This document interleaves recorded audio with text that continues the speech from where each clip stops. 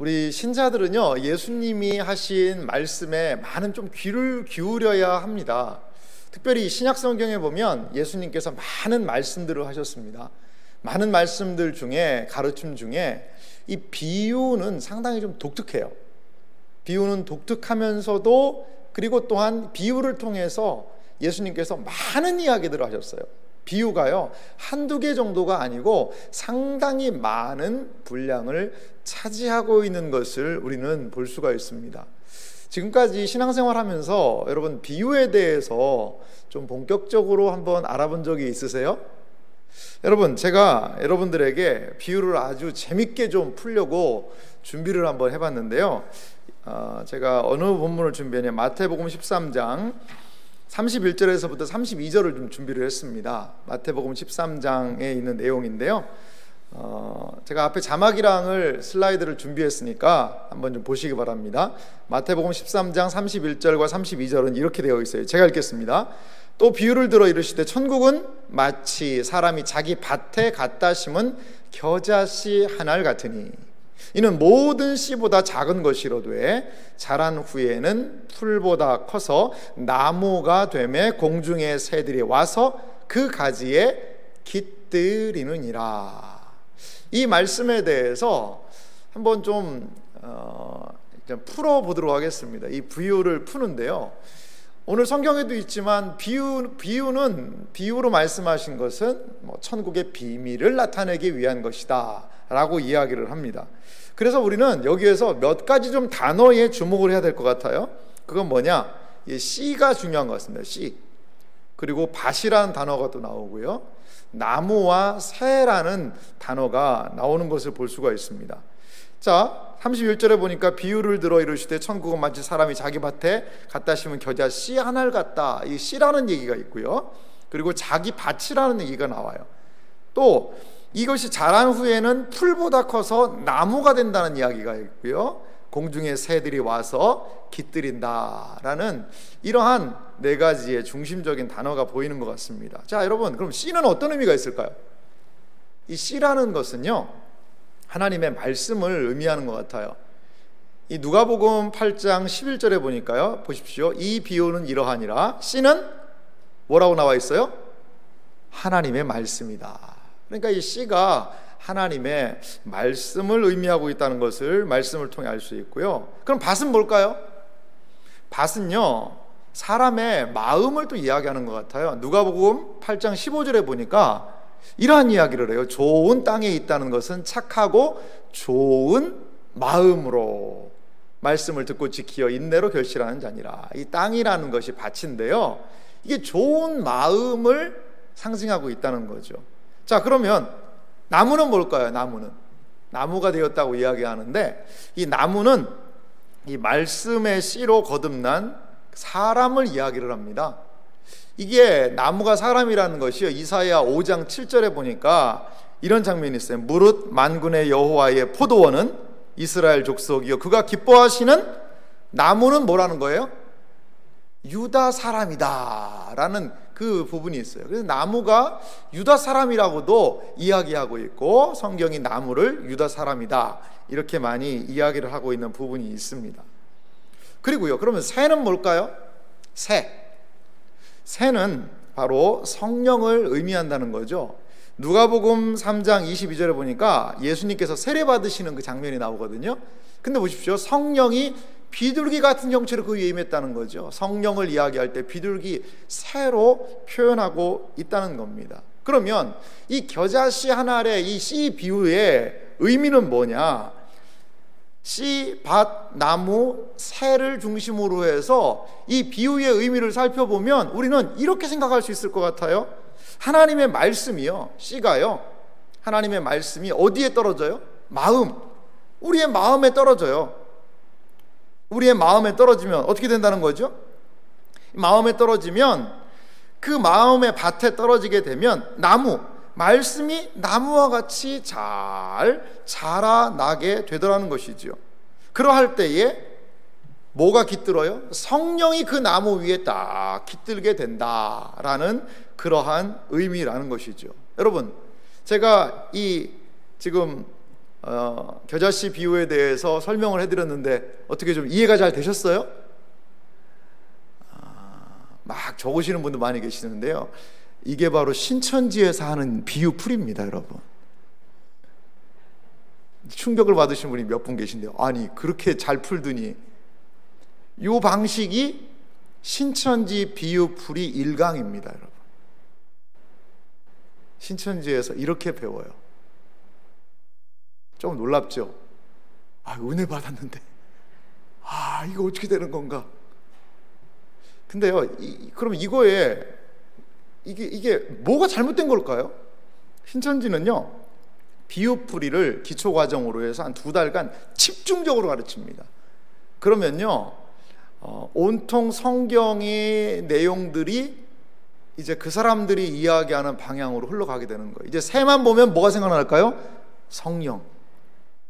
악한 새라는 단어는 뭐라고 하냐면 이건 악령, 나무는 사람, 씨는 하나님의 말씀. 이런 식으로 성경을 읽으면서 그것들을 다 끄집어내는 거예요. 여러분, 원숭이가요 백두산인 거 아세요? 여러분 혹시?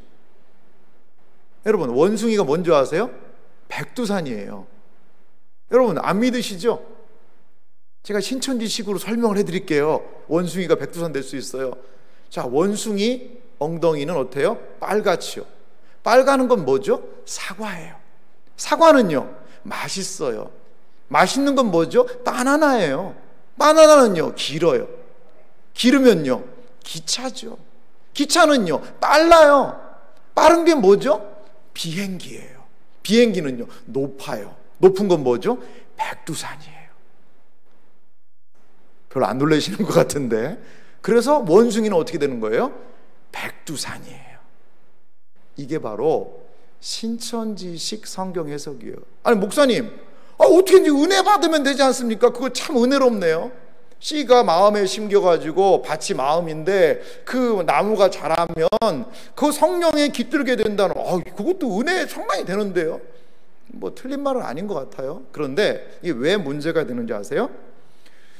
신천지는 그걸 씨라고만 이야기를 해요. 씨라고만 이야기를 하는데, 이게 뭐 제가 만들은 얘기가 아니라 이런 자료까지 좀 내서 죄송한데, 이게 신천지에서 어떤 분이 수업을 받고 여기 빼곡히 적어 놓으신 거 보니까 그렇게 했어요. 씨는 하나님의 말씀, 밭은 사람의 마음, 이래가지고 노트 정리를 깔끔하게 하셨더라고요.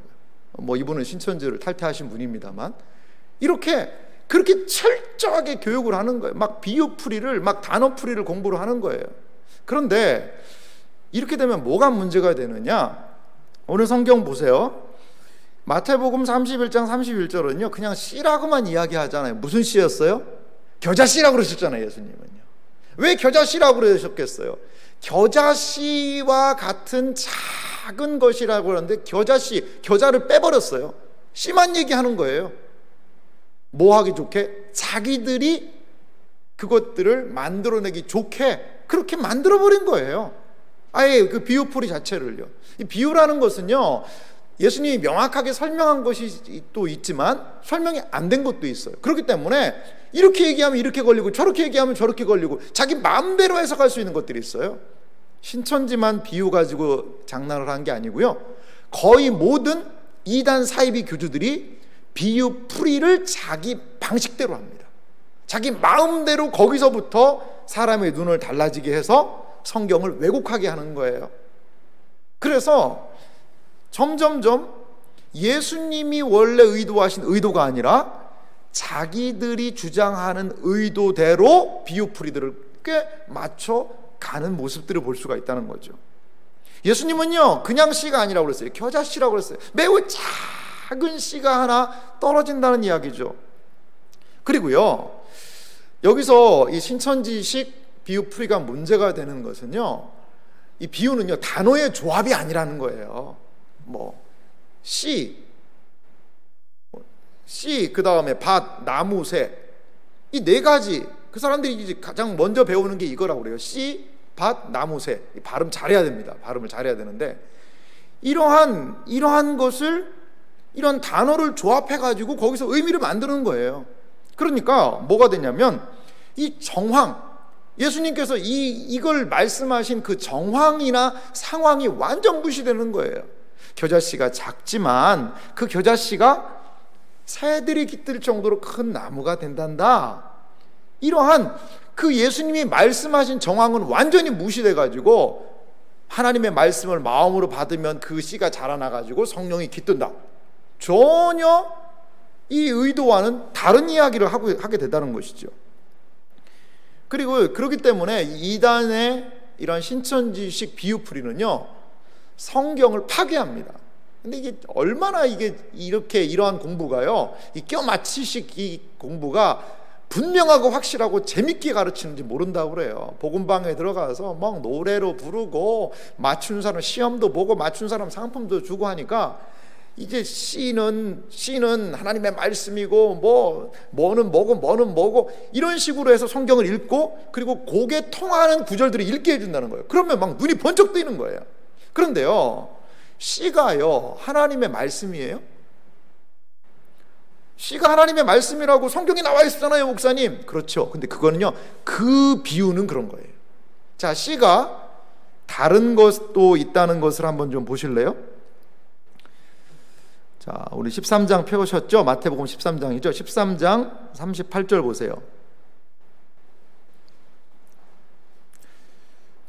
밭은 세상이요, 좋은 씨는 천국의 아들들이요, 가라지는 악한 자의 아들들이요. 여기 씨가 나오죠? 좋은 씨는 뭐라는 거예요? 여기는 천국의 아들들이라고 나와요. 왜 이거 신천지는 이렇게, 그러면 천국은 씨는 천국의 아들들이다, 씨가, 이렇게 얘기를 안 할까요? 자기들이 의도하는 게 있어요. 씨를 말씀으로 해서 의도해서 끌고 나가고 싶은 게 있는 거예요. 그걸 취사 선택하는 거예요. 그러면 이 비유에서 이것은 무슨 의미다를 결정할 수 있는 사람은 누굴까요? 그거는 그 시대에 하나님께서 구원자로 보내주신 사람만이 그걸 할 수가 있다는 거예요. 그게 누구겠어요? 그게 교주죠. 각 시대마다 구원자가 있다는 거예요. 노아는 그 시대의 구원자예요. 아브라함은 그 시대의 구원자예요. 모세는 그 시대의 구원자라는 거예요. 예수님은 그 시대의 구원자라는 거예요. 그리고 하나님께서는 그 시대에 이 시대의 구원자를 주셨다는 거예요. 그게 누구라는 거예요? 이만희라는 거예요. 이만희. 그래서 모든 성경 해석의 중심은 이만희가 이긴 자고, 이만희가 이러한 모든 성경을 해석할 수 있는, 비유를 풀 수 있는 절대적인 권위를 가졌다, 이렇게 가는 거죠, 성경 해석이. 그래서 비유풀이 공부를 한 두세 달 딱 공부를 하고 복음방 내용을 하면 이제 성경이 다르게 보이는 거예요. 일반적으로 읽지를 못하는 거예요. 다 그 의미들을 발견해 내느라고요. 제가 이제 군대에 있을 때, 군대 얘기에 죄송한데요, 제가 신교대에서 훈련병들을 좀 가르쳤습니다. 그런데요, 그럼 무전이 있잖아요. 무전을 칠 때는요, 지금 훈련병들 25명이 이동을 어디로 하고 있습니다, 이렇게 하면 안 돼요. 왜냐? 다른 적이 감청을 할 수 있기 때문에 은어라는 걸 씁니다. 은어라는 걸 쓰는데, 지금 병아리들 다리 건너서 지금 울타리 안으로 들어갑니다, 이렇게 얘기를 해요. 그러면 누가 이게 도청을 해도 병아리가 이게 다리를 건너서 울타리 안으로 들어가? 이게 뭔 소리야? 양계장에서 뭐 하는가 보구나, 이렇게 이해를 하잖아요. 근데 그게 아니에요. 병아리는 훈련병들을 이야기해요. 다리를 건넜다는 것은 훈련을 마치고 울타리로 들어가는 것은 부대로 복귀한다는 뜻이거든요. 신천지는 이런 식으로 하는 거예요. 이게 다 어떤 비밀이 있다는 거예요. 새는 비밀이 있다는 거예요. 씨에는 비밀이 있다는 거예요. 그리고 이 각 단어마다 하나님께서 비밀을 감춰놨고 지금까지 그건 알려지지 않았는데, 이 시대의 계시의 예언자인 이 선생이, 이만희가 그것을 지금 실상 계시로, 드러난 계시로 알려준다, 이렇게 성경을 이야기하고 있습니다. 여러분, 제가 이번 비유 시리즈를 좀 준비하면서 참 우리가 놓친 게 너무 많구나 좀 생각이 좀 들었고요. 그리고 비유를 좀 제대로 이해를 해야 되겠다. 너무나 많은 왜곡이 있고, 그리고 너무나 많은 부분에서 우리가 비유를, 이거는 이제 극단적인 신천지 안에서의 비유를 푸는 예죠. 오늘 뭐 신천지식 비유풀이를 듣고 은혜 받으셨던 분들은 좀 마음에 분통할 거예요. 너무나 분통하다 정말. 내가 어디 가서 누가 그런 식으로 접근을 하면 오늘 이 말씀을 좀 생각하셔야 되고요. 교회 밖에서 성경 공부하자는 것은요 100% 문제가 있는 데입니다. 절대로 교육자들한테 얘기하지 마세요 하면서 시작하거든요. 절대로 교육자들한테 이야기하셔야 되고요. 밖에서 성경 공부하시면 안 됩니다. 우리 지금 양육 과정들을 준비하고 있는데요, 여러분들 좀 기대해 주시고 교회 안에서 안전하게 성경 공부하시는 여러분들이 되시기를 간절히 소망합니다. 자, 그렇습니다. 그래서 이번에 11번 많은 것들을 할 수가 없고 신천지처럼 일주일에 한 3번씩 한 3-4시간 모여가지고 막 그렇게 공부할 수도 없는 상황이기는 해요. 하지만 우리 목사님들이요 지금 한 2달 전부터 이런 비유에 대한 자료도 모으고 같이 디스커션도 하고 그러면서 열심히 지금 말씀을 좀 준비를 하고 있습니다. 오늘은 서론격으로 제가 말씀을 준비했는데요. 그러면 우리가 왜 예수님께서 비유를 말씀하셨는가, 이제 몇 가지 비유를 들어가기 전에 좀 서론적인 그런 부분, 서론은 항상 늘 딱딱하거든요. 딱딱한데 그래도 한번 좀 잘 따라오시면 앞으로 목사님들이 하시는 설교도 이러한 관점에서 우리가 잘 이해를 하고 따라가야 되고, 우리 앞으로 목사님들도 이러한 큰 안목 안에서 설교들이 진행이 될 거니까 앞으로 비유에 대한 바른 이해를 향한 중요한 지침이다라고 생각을 하시면서 우리 좀 내용을 살펴봤으면 좋겠습니다. 아직 신천지의 충격에서 좀 헤어나지 못하신 분이 몇 분 계신 것 같은데요. 숨호흡도 한번 다시 하시면서 우리 유인물로 좀 가보도록 하겠습니다. 여러분 드린 유인물 있으시죠? 1번 말씀은 제가 성경 구절, 오늘 본문 말씀에서 뽑은 제목입니다. 어찌하여 비유로 말씀하시나이까? 이건 제자들이 한 말이거든요. 제자들이 예수님한테 물어봤어요. 예수님 어찌하여 비유로만 그렇게 얘기를 해주세요? 라고 이야기를 하는 제자들의 모습을 볼 수가 있습니다. 이 비유의 의미를 우리가 좀 먼저 살펴볼 필요가 있는데요. 비유라는 것은 어떤 뜻이냐면 이제 원어 성경을 좀 살펴볼 필요가 있습니다. 이제 비유라는 것이 쓰여진 헬라어 원어는 파라볼레라는 그런 단어예요. 인터넷으로 온라인으로 참여하시는 분들도 한번 같이 따라해 봤으면 좋겠는데요. 좀 죄송합니다만 한번 따라해 보실래요? 파라볼레. 뭘 좀 팔을까요? 좀 많이 팔아볼래. 이것도 팔아보고 저것도 팔아보고 그런 의미가 아니고 발음은 유사한데 이제 파라볼레라는 뜻이 있어요. 이제 파라는요 옆이란 뜻이고요. 원래는 이게 옆에 두다라는 뜻이 있거든요. 그러니까 뭐의 옆에 두다라는 뜻이 있는 거예요. 단어 자체 뜻은요. 그러니까 여러분 이 물컵 있잖아요. 물컵 옆에다 물컵을 잘 설명해 주기 위해서 쟁반을 뒀다 라고 그러면 이게 파라볼레가 되는 거예요. 이 물컵의 의미를 더 잘 설명하기 위해서 쟁반을 사용했다. 그럼 이 쟁반이 옆에다 둔 파라볼레라는 뜻이죠. 그러니까 이 비유하는 실체가 분명히 있어요. 실체의 옆에 있다라는 그런 그 원어적인 의미가 있는 것 같아요. 그래서 비교, 직유, 은유, 짧은 이야기 등을 뜻하는데요. 이게 구약에서는 어떤 단어로 썼냐면 마샬이라는 그런 단어로 쓰였다고 그래요. 이 잠언도 마샬이라고 얘기를 하거든요. 그런 거하고 좀 비슷하게 쓰인 그런 의미입니다. 그래서 유인물 보면요, 비유, 파라볼레 3번 보세요. 이렇게 정의를 할 수 있을 것 같은데요. 어떤 도덕적 또는 영적인 진리를 계시하기 위하여 일상생활에서 일어나는 통상적인 사건들을 사용하여 이야기 형식으로 표현한 예와 비교, 비유라고 설명할 수 있다. 좀 말이 좀 어렵죠? 그러니까 비유, 파라볼레라는 것은 진리를 나타나기 위해서 일상에 있는 것들을 사용한 예화, 비교, 비유 이런 것들이라고 생각하면 좋을 것 같아요. 예수님께서 비유를 들으신 것들을 우리가 생각해 보면 쉽게 이해할 수 있을 것 같아요. 그래서요 4번 보면요, 복음서에서는 이 비유, 파라볼레라는 말이 명백하게 사용되었거나 이 용어가 들어간 비유가 몇 개나 돼요? 30개 됩니다. 30개. 많죠? 한 30개 되는 거예요. 30개나 되고, 오늘 마태복음 13장에도요 여러분 성경 한번 보실래요? 마태복음 13장에도 얼마나 많은 내 땅에 떨어진 씨의 비유도 있죠. 그 다음에 겨자씨, 좀 전에 살펴봤던 비유도 있고, 우리를 충격으로 빠뜨렸던 겨자씨 비유도 있었고요. 그리고 가라지 비유도 있고요. 그 다음에 밭에 감추인 보화, 좋은 진주, 또 금을 비유, 이러한 여기 마태복음 13장 안에도 비유가 6개나 돼요. 그리고 좀 짧은 것까지 하면 7개예요. 이렇게 성경 전체에는 비유들이 많습니다. 여러분들이 아는 좀 비유, 어떤 비유가 있으세요? 한번 속으로 대답해 보세요. 선한 사마리아 사람의 비유도 있죠. 그리고 열 처녀에 대한 그런 비유도 있고요. 양과 염소에 대한 비유도 있고요. 이렇게 명확하게 비유라는 단어가 쓰인 비유도 있지만 비유가 쓰이지 않은 것도 있어요. 뭐 양과 염소 같은 경우에는 거기 비유라는 명시적인 단어는 없어요. 하지만 그것을 우리는 양 이야기, 염소 이야기를 통하여서 종말을 이야기하셨던 비유라고도 볼 수 있다는 거죠. 그래서 공관복음, 사복음서에 약 한 50개 정도의 비유가 있다고 그래요.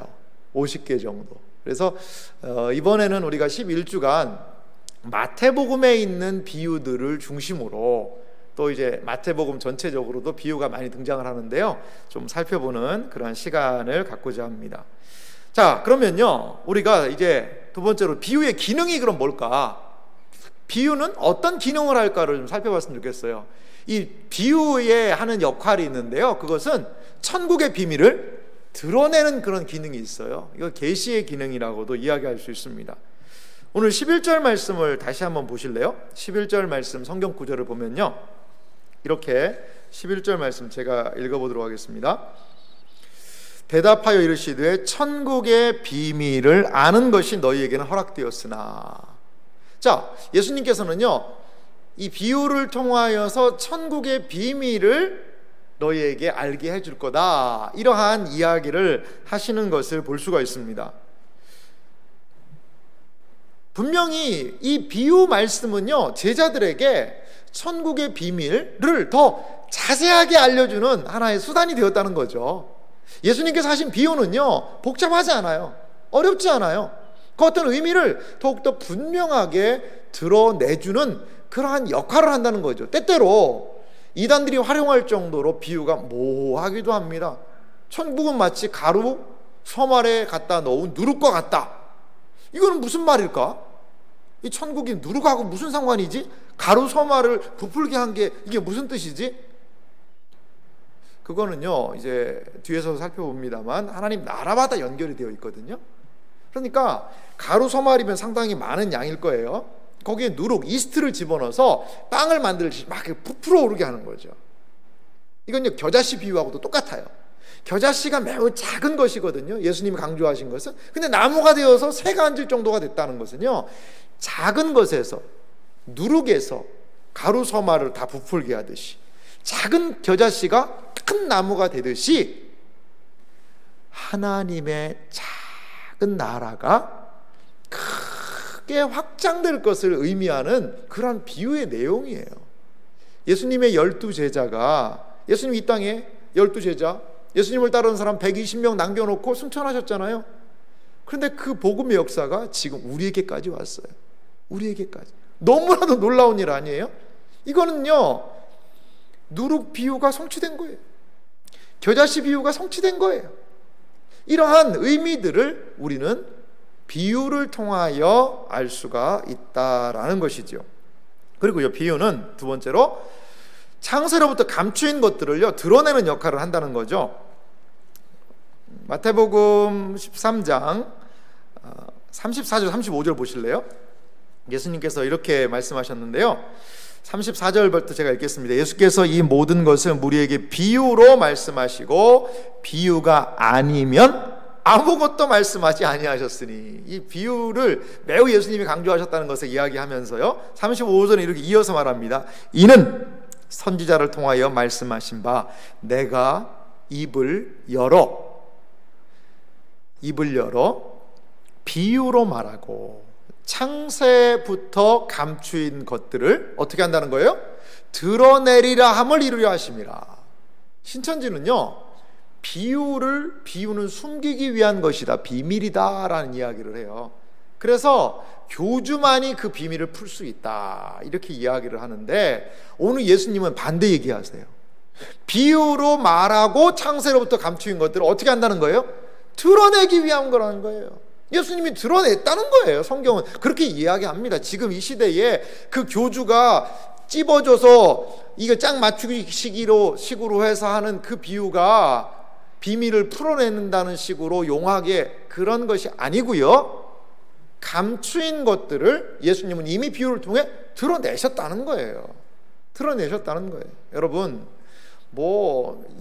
지금까지 사람들이 몰랐던 성경의 비밀을 알려주고 뭐 한다, 이 사람 용하다, 성경 잘 푼다, 중요한 외국에서 성경을 가르치는 선생님이다, 외국에서 선교사로 있었다, 이런 사람들이 만나서 뭔가를 새로운 것들을 이야기한다고 현혹되지 마세요. 예수님이 다 드러내 주셨어요. 그리고 말씀을 통하여 다 드러나고 있어요. 여러분, 그러한 내용들 예수님께서 이미 말씀하셨다는 것을 기억하시기 바랍니다.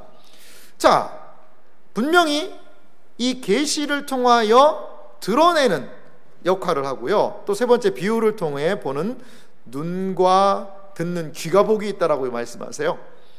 우리 13절 말씀, 16절이죠. 16절 말씀 마태복음 13장 16절 본문 말씀인데요. 같이 한번 읽어볼까요? 함께 읽겠습니다. 그러나 너희 눈은 봄으로 너희 귀는 들음으로 복이 있도다. 할렐루야. 그래요. 우리는요, 주님께서 말씀하신 것들을 보고요, 그것들을 듣는 사람이 복이 있다라고 이야기를 해요. 이 비유를 통해서 주님은요, 애매하고 모호하고 잘 모르는 것, 이런 것들을 더 우리에게 잘 알려주시기를 원하신다는 것을 기억하시기 바랍니다. 그런데 이 비유에는요, 또 다른 의미가 있어요. 기능이 있습니다. 그것은 뭐냐? 천국 비밀을 드러내는 것과 반대적인 의미인데요, 숨기는 기능도 있다는 거예요. 이게 은닉이라고 그러죠. 이 비유가 숨기는 기능이 있다는 거예요. 그래서 첫 번째로 보면요, 비유를 통해 일부 사람들은 깨닫지 못하게 된다는 거죠. 13절 말씀을 보실래요? 본문 말씀입니다. 그러므로 내가 그들에게 비유로 말하는 것은 그들이 보아도 보지 못하며 들어도 듣지 못하며 깨닫지 못함이니라. 예수님 이렇게도 얘기하셨어요. 비유로 말씀하는 게요, 그들이 어떻게 해요? 보아도 보지 못하고 들어도 듣지 못하고 깨닫지 못하게 하려 함이라는 거예요. 아니, 어디에서는 비유로 통해서 잘 창세의 계시의 그것들을 드러낸다고 해놓고 여기서는 왜 깨닫지 못한다고 할까요? 이 깨닫지 못하는 것은요, 이 비유에 대한 사람들의 반응인 것 같아요. 이미 예수님께서는요, 천국 복음을 드러내셨죠. 회개하라, 천국이 가까웠느니라. 하나님의 복음이 무엇인지를 많이 드러내셨어요. 근데요, 사람들이 그 말씀에 대해서 두 가지 반응이 있어요. 그 말씀을 적극적으로 믿고 의지하고 따라오는 자들이 있는가 하면, 그 말씀을 뭐 하는 자들이 있어요? 믿지 않고 거부하고 배척하는 사람들이 생기더라는 것이죠. 그들에게는 이 말씀이 어떻게 되는 거예요? 안 들리게 되는 거예요. 오히려 비유를 이야기를 해도 그들은 이 쉬운 비유인데도 그 비유를 거부하는 거예요. 거절하는 거예요. 예수님을요, 두 번째로 인정하지 않고 도전하는 완악한 자들은요, 예수님의 말씀을 깨닫지 못한다라고 이야기를 해요. 15절 말씀도 보실래요? 오늘 본문 15절인데요. 이 백성들의 마음이 완악해져서 그 귀는 듣기에 둔하고 눈은 감았으니 이는 눈으로 보고 귀로 듣고 마음으로 깨달아 돌이켜 내게 고침을 받을까 두려워함이라 하였느니라. 그 마음에요, 깨달을 수가 없다는 거죠. 그 마음에. 이건요, 이사야 선지자가 이사야 6장에서 한 말을 예수님이 인용하신 거예요. 말씀에 대한 그 시대의 반응입니다. 여러분, 깨닫지 못하는 것은요, 어떻게 보면 하나님의 심판에 가까이 가 있다는 것일 수도 있어요. 말씀을 깨닫지 못하고 깨닫지 못하는 상태에 머물러 있는 것을요, 그렇지 늘 어떻게 말씀 깨닫겠어. 나는 말씀 못 깨달아도 일단 교회 다니니까 되지. 예수님은 그렇게 이야기하지 않으세요. 깨달아야 된다는 거예요. 깨달아 알아야 된다는 거예요. 마음이 둔해져서는 안 된다는 거예요. 하나님의 말씀을 지속적으로 깨달아야 된다는 것입니다. 유인물 3번에 그래서 중요한 내용이 있는데요, 이렇게 정리를 한번 해봤습니다. 비유는 그 자체로 심판을 주는 것은 아니지만, 비유 자체가 심판은 아니에요. 그런데요, 심판을 받을 사람과 그렇지 않을 사람을 구분시키는 무슨 역할을 한다는 거예요? 경계선의 역할을 하는 것 같아요. 참 이게 중요한 그러한 의미 같아요. 경계선의 역할을 한다는 거죠. 비유를 깨달을 수 있느냐, 하나님의 말씀을 내가 지금 깨닫고 있느냐가 여부가 정말로 중요하다는 거예요. 사랑하는 성도 여러분, 우리 하나님의 말씀을 깨닫는 은혜가 우리에게 있기를 간절히 소망합니다. 이 말씀을요, 깨달으려는 노력이 있어야 돼요. 물론 그 말씀의 지적인 깨달음, 지적인 알만을 막 추구하라는 건 아니에요. 하지만 하나님의 말씀은요, 깨달으라고 주어진 거예요. 깨달으라고. 지난 주일에 저는 견인에 대한 설교를 했거든요. 이렇게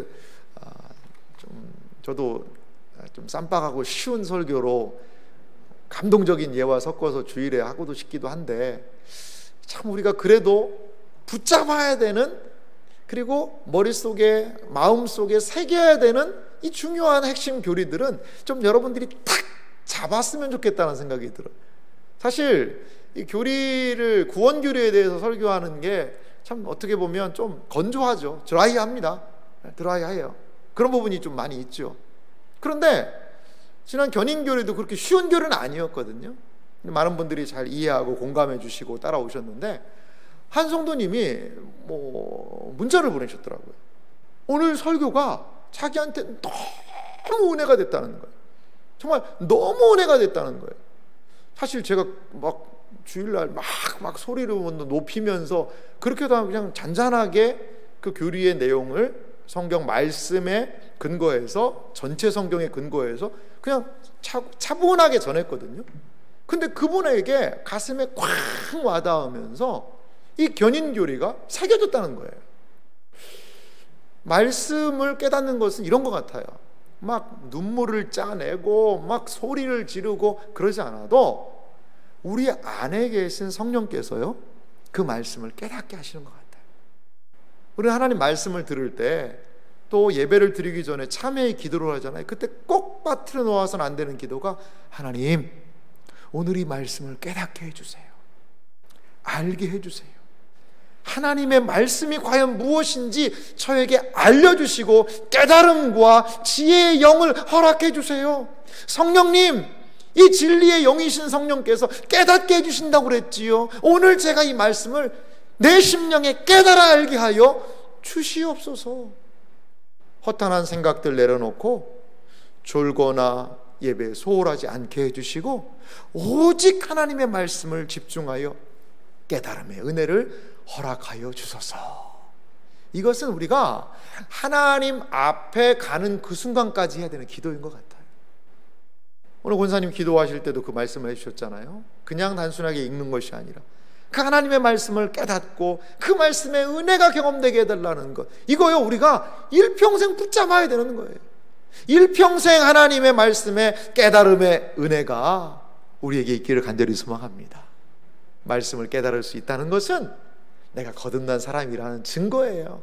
말씀이 깨닫고 말씀에 감동이 있고 말씀에 대해서 동의하고 그 말씀대로 살겠다는 것은 내 안에 성령님이 계시다는 증거예요. 이러한 하나님의 말씀에 대한 깨달음의 은혜가 우리의 삶 가운데 충만하기를 간절히 소망합니다. 자, 그러면요, 이제 비유를 어떻게 우리가 이해하면 좋을까요? 이것은요, 비유를 해석하는 중요한 원리일 수 있습니다. 한 4가지 정도만 살펴보기 원하는데, 더 많은 내용들이 있어요. 더 많은 내용들이 있는데 그 중에 저는 한 4가지 정도만을 좀 뽑아서, 앞으로 이제 우리 목사님들이 비유 설교하실 때도 이러한 기준을 여러분들이 좀 잘 보시면서, 아, 목사님들이 이 기준에 따라서 말씀을 준비하셨구나라는 것들을 좀 여러분들이 잘 이해해 주셨으면 좋겠습니다. 적어도 비유를 이해하기 위해서는 신천지식 단어 껴맞히식으로 그렇게 이해하지 않고 바르게 그 비유, 한 비유라도 이해하기 위해서는 적어도 몇 가지, 이 4가지가 필요하다는 거죠. 첫 번째는 같이 한번 읽어볼까요? 자막도 준비했습니다. 온라인으로 참여하시는 분들도 같이 한번 읽어주세요. 같이 읽겠습니다. 비유는 예수님 당시의 정황에서 살펴야 한다. 이 비유는요, 누가 얘기하신 거죠? 우리 예수님이 하신 말씀이에요. 그래서 뭐가 중요하느냐? 우리 유인물에도 있죠. 비유에 대한 왜곡은요, 비유를 오늘날의 관점으로만 이해하기 때문에 그래요. 오늘날의 관점으로 이 비유를 이해하려고 해요. 그래서 예수님의 비유를 이해하기 위해서는 비유를 말씀하신 누구요? 예수님의 의도를 파악해야 한다는 거예요. 파악해야 된다는 거예요. 선한 사마리아인의 비유, 여러분 우리가 잘 알죠. 선한 사마리아인의 비유를 예수님이 하신 그 의미는 뭘까요? 선한 사마리아인의 비유를요, 여러 가지로 해석한 많은 사람들이 있었어요, 역사적으로. 그래서 이 선한 사마리아인의 비유를 얘기할 때 그 사람이 예루살렘에서 여리고로 내려갔다라는 그 이야기가 있어요. 그러면 이제 거기를 막 이렇게 껴 맞추는 거예요. 예루살렘은 뭐냐? 하나님의 천상이다. 은혜의 자리다. 그럼 여리고는 뭐냐? 이 세상이다. 그러면 강도 만난 사람은 뭐냐? 은혜의 자리에서 떨어져 나간 사람이다. 이런 식으로 해석을 하는 거예요. 너무 막 많이 감동받으시면 안 됩니다. 이런 거예요. 이런 식으로 해석을 하는 거예요. 그러면 제사장이나 레위인이나 이런 사람들은 뭐냐? 이건 구약이다. 그러면 선한 사마리아인은 뭐냐? 이거는 신약의 하나님의 은혜다. 나귀는 뭐냐? 그 여관에 대해서 여관은 뭐냐? 여관은 교회다.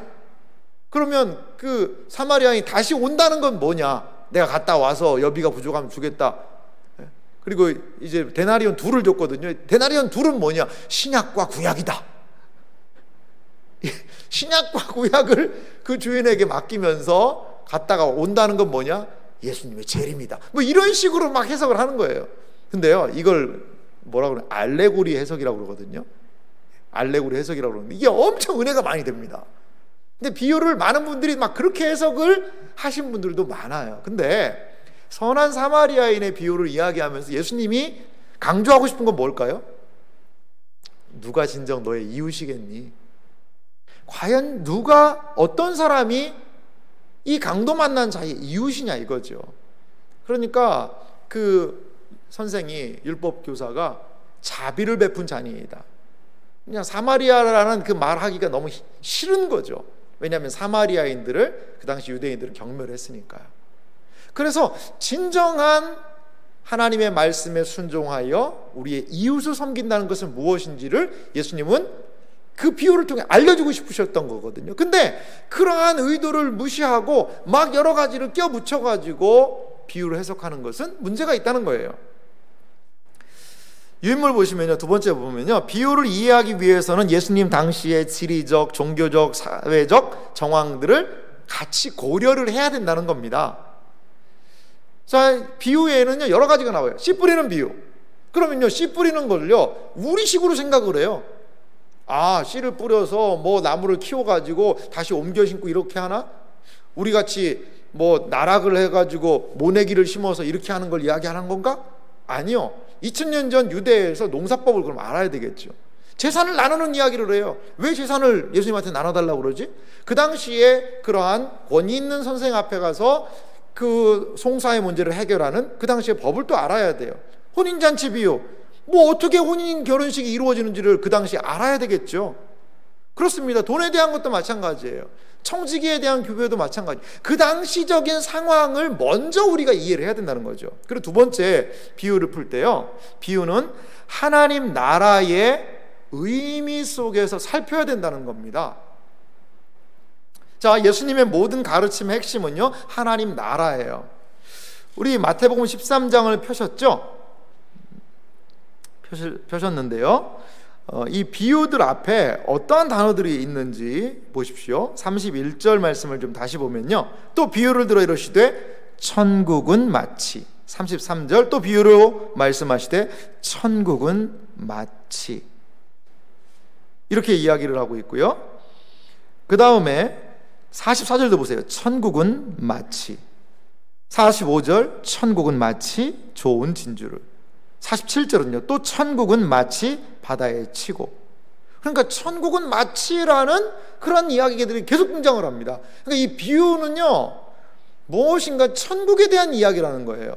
그런데 이 겨자씨 비유를요, 천국은 마치 천국? 그럼 내가 죽어서 가는데 그것만을 생각하고 겨자씨 비유를 하면요, 이게 아무리 껴다 마시려고 해도 맞지가 않아요.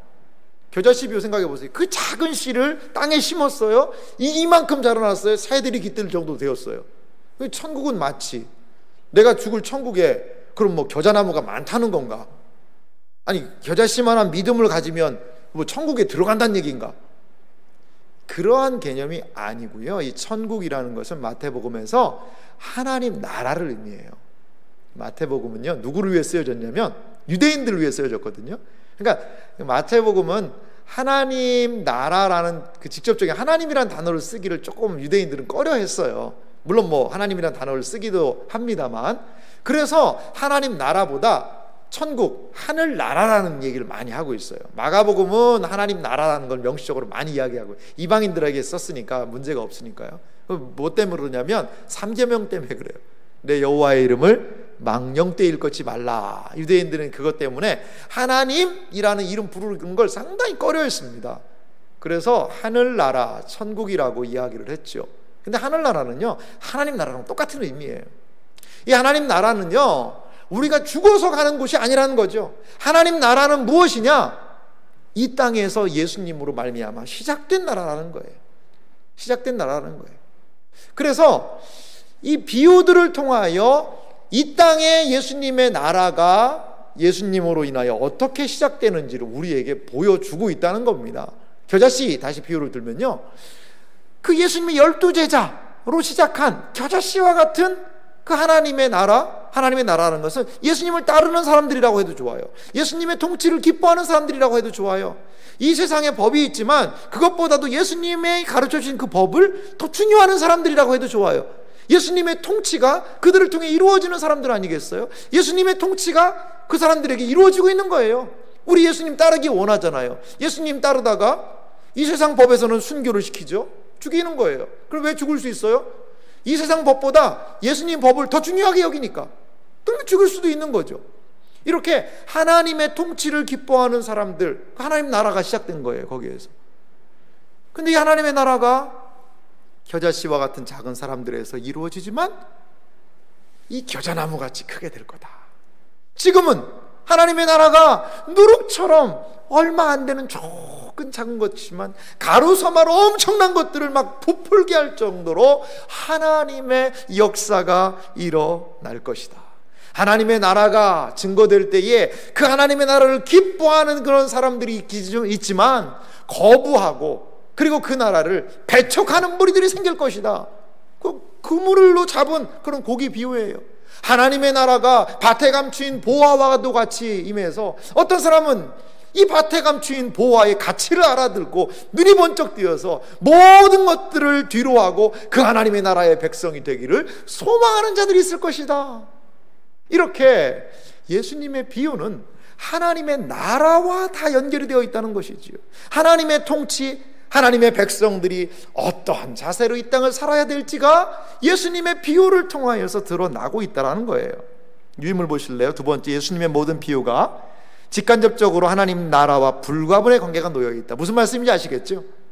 세 번째를 보면요, 비유를 해석할 때 그래서요, 하나님 나라와 어떤 관계를 갖고 있으며 하나님 나라의 어떤 성격과 국면을 강조하고 있는지를 살펴봐야 된다는 거예요. 신천지식으로 새는 성령이다, 나무는 사람이다, 밭은 마음이다, 씨는 말씀이다, 이런 식으로 해서 끼워 맞춰서는 안 된다라는 것이죠. 하나님 나라가 어떻게 이루어지고 우리가 그 나라를 어떻게 기뻐하는지에 대한 그 안목과 관점으로 비유들을 봐야 된다. 앞으로요, 우리 목사님들이 비유를 풀 때 아마 하나님 나라의 관점으로 분명히 풀어주실 거예요. 유념해서 한번 들어보기 바랍니다. 그리고 세 번째는요, 비유로부터 하나의 중심적인 요점을 찾아야 된다는 겁니다. 이건 무슨 말이냐면요, 그 유인물에 이렇게 적어놨죠. 예수님의 모든 비유가 절대적으로 하나의 의미만을 가졌다는 것은 아닙니다. 하지만 해석자에 따라 얼마든지 다양한 의미로 해석될 수 있다는 생각은 피해야 한다는 거예요. 이게 무슨 말이냐면 비유가 명확하게 지시하고 있는 바가 있다는 거예요.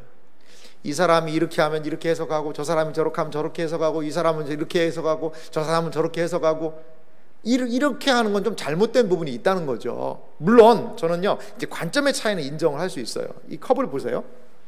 컵을 보면 여러분들이 보시면은 뭐가 보이세요? 요 앞면이 보이시잖아요.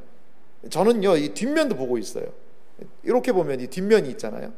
이렇게 보면 이게 안 보이잖아요. 이런 식으로 이 비유를 조금은 뭐 그러한 좀 측면들이 있다고는 생각이 들어요. 하지만 여기도 보고 여기도 보고 여기도 보고 뭐 위에서 아래에서 본다고 그래도 컵은 뭐죠? 컵이에요. 비유가 명확하게 드러내고 있는 의미가 분명하게 있다는 거죠, 여러분. 비유는 그래서 내 맘대로 신천지식으로 이렇게 끼고 저렇게 껴가지고 막 해체해가지고 하는 뭐 비밀 코드 맞추듯이 하는 그런 게 아니라 비유의 그 스토리 자체가 분명히 지시하는 의미가 있다는 거예요. 그걸 발견하려는 마음이 있어야 된다는 거죠. 유인물 계속 보면요, 하나님의 모든 비유가 하나의 중심적인 주제를 가지고 있다는 사실을 생각하면서 그 중심 주제를 찾아가는 데 초점을 맞춰야 된다는 거예요. 그 중심 주제를 좀 비유를 통해서 찾아가야 된다는 겁니다. 이제 앞으로 우리가 할 작업이에요. 세 번째는요, 이건 우리가 중요시 여겨야 되는데요, 비유로부터 기발하거나 특별한 영적인 의미를 발견하려고 애쓰기보다 본문 자체의 전후 문맥을 살피고 그 비유 자체의 흐름과 구조를 살피는 것이 그래서 중요하다는 거예요. 본문 자체가 위치한, 마태복음이 위치한 그 본문 안에서 이 비유는 어떻게 왜 됐을까? 어떠한 상황에서 이 비유가 나오게 되었을까? 이렇게 하면서 하면 하나의 중심적인 그러한 의미로 우리가 접근을 할 수가 있다는 겁니다. 마지막인데요, 마지막 4번은 좀 우리 같이 한번 읽어볼까요? 같이 한번 읽겠습니다. 비유가 우리에게 무엇을 말씀하는지 살펴야 한다. 이거는 이제 우리에게 있는 과제예요. 그런데 중요한 게 있습니다. 처음부터 이것만을 보려면 안 돼요. 비유를 읽자마자, 비유를 보자마자, 야, 여기에서 나한테 뭔 교훈이 있을까? 뭔 교훈이? 감추인 보화가 있는데 밭에서 이렇게 해서 보화를 발견한 사람이 모든 걸 팔아서 샀다더라. 아이고 하나님, 아멘, 감사합니다. 내가 지금 땅 살려고 그러는데 이번에 땅 사라는 이건 메시지구나. 이번 내가 지금 봐둔 땅이 있는데 집을 팔아가지고, 아파트 팔아서 근데 그 땅을 사라는 하나님의 메시지구나. 할렐루야 그러면서 집 팔아가지고 그 땅을 샀더라. 그 비유를 잘못 해석한 겁니다. 그런 말씀이 아니에요. 지금 현대적으로 나에게 무엇을 말씀하시는지를 살핀다는 이유는, 유인물 보십시오. 이 부분은 지금까지 살펴본 모든 원리, 하나 둘 셋, 당시 정황 살피자, 하나님 나라의 의미 속에서 그 하나의 중심적인 요점이 있다. 그것들을 통과한 원리 속에서 비유의 의미들을 발견해야 된다는 거예요. 무슨 말씀인지 아시겠죠? 그러니까 비유를 그냥 막 갖다가 쓰면 안 되고, 적어도 예수님이 뭐 때문에 이 비유 얘기를 하셨지? 그때 당시 분위기는 어땠을까? 그리고 하나님 나라를 어떻게 좀 설명하고 있을까? 그리고 이건 어떤 그 중심적으로 하는 이야기가 과연 가장 중요한 게 뭘까? 이러한 것들을 살핀 다음에 그것을 이 시대를 살아가는 나에게도 적용을 해야지, 그냥 막 나한테 먼저 적용을 시켜서 나와 교회와 현재 상황에 적용할 때는 문제가 될 수밖에 없다는 거죠. 두 번째죠, 비유의 원래 의미를 발견하게 될 때 예수님의 비유는 오늘을 살아가는 우리에게 어떻게 해요? 큰 도전을 준다는 거죠. 달란트 비유를 보세요. 달란트 비유를 통하여서도 우리는 5달란트, 2달란트, 1달란트 받은 그 사람들의 이야기를 통하여 어떤 교훈을 얻으세요? 깨어있음에 대하여, 충성스러움을 통하여, 착하고 충성된 종아, 내가 작은 일에 충성하였음에 내가 큰 일을 맡기겠다.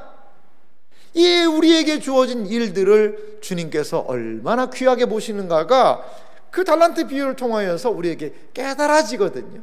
그러면 그 달란트 비유는요, 이 시대를 살아가는 우리들에게 하나님께 더욱더 충성을 다짐하게 하는 그러한 열심을 회복하게 하는 비유가 될 수 있다는 것이죠. 이렇게 이번 비유 앞으로 10번 남았습니다. 여러분, 이제 마태복음에서 비유를 살펴볼 텐데 여러분 좀 기대하세요. 야, 하나님의 나라라는 것이 어떻게 비유를 통해 드러나게 될까? 예수님은 과연 어떠한 의도를 가지고 이러한 말씀을 하신 것일까? 그리고 하나님의 나라는 이 비유를 통해 어떻게 우리에게, 나에게 알려질까? 그리고 이 땅을 살아가는 나는 하나님의 자녀요, 하나님 나라의 백성으로서 과연 저 비유의 그 교훈의 말씀을 가지고 어떻게 살아야 할까? 이러한 내용들을 비유를 통하여서 우리가 알 수 있게 될 줄 믿습니다. 저는요, 이 비유 강해를 시작하면서 이러한 기대가 생깁니다. 여러분, 기대하셔도 좋습니다. 같이 이 비유의 말씀을 듣고, 같이 이 비유의 말씀을 생각하고, 같이 연구하고, 같이 알아나가며 우리 안에 하나님 나라의 풍성한 은혜, 예수님의 그 우리에게 드러내시고자 하는 그 계시, 세상에는 감추시고 복음을 거부하는 자들에게는 감추시고 우리 하나님을 믿고 의지하고 순종하기 원하는 자들에게 밝히 드러내시기 원하는 그 비유의 의미들, 이것이 앞으로 우리가 나누게 될 이 10주 동안의 말씀을 통하여 우리 가운데 풍성하게 드러나기를 소망합니다. 2000년 전에 비유를 통해 신자들을 깨우고 천국의 비밀을 알려주셨던 예수님의 그 놀라운 말씀이 이 비유 시리즈를 통하여, 이 수요 비유 강해를 통하여 우리 가운데도 동일하게 경험되어지는 은혜가 있으시기를 주님의 이름으로 축원합니다. 같이 한번 좀 기도하겠습니다.